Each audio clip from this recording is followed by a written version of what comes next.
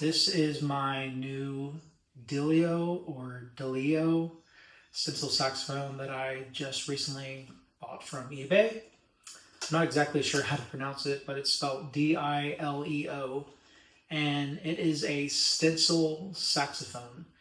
And I'm pretty sure it was manufactured around the late 1960s or possibly early 1970s.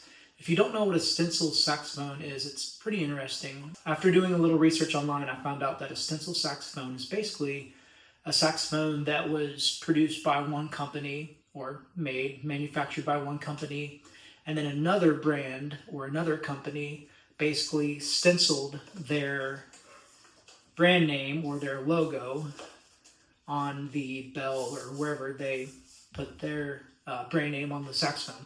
So essentially one company made it or manufactured it, and then another company rebranded it. And apparently it was a pretty popular thing in the 1960s, and I don't think it was just with saxophones. I want to say it was over in the guitar world as well as other musical instruments as well. But after doing a little bit of research, I did find out that in the 1960s, stencil saxophones were a lot more popular than they are now.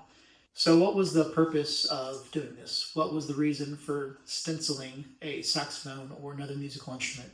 Well, sometimes certain companies didn't want to pay the extra money to manufacture instruments themselves, so they had other companies manufacture or produce them, and then they would take the instruments and resell them.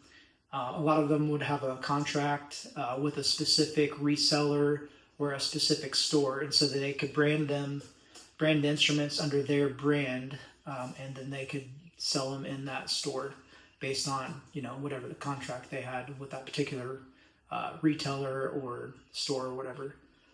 So like I said, I did just recently buy this from eBay. I want to say I paid, like around 200 or maybe 300, somewhere in between $200 and $300.